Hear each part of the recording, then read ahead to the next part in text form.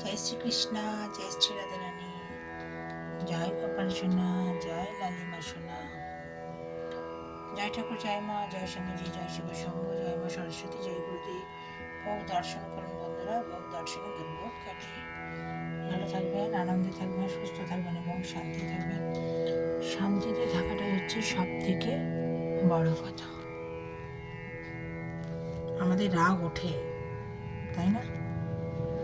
ধ্যান করতে হবে, নাম জপ করতে হবে, প্রার্থনা করতে হবে। এসবের মধ্যে দিয়ে রাগ প্রশমিত হয়।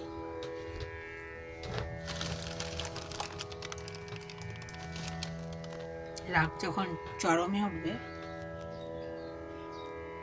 তখন ভগবানের সামনে বসে পড়বেন।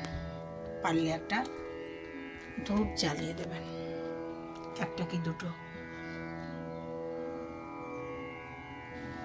আস্তে আস্তে দেখবেন মনটা ঠান্ডা হয়ে যাচ্ছে। এটা হতেই পারে, আমরা সাধারণ মানুষ, তাই না?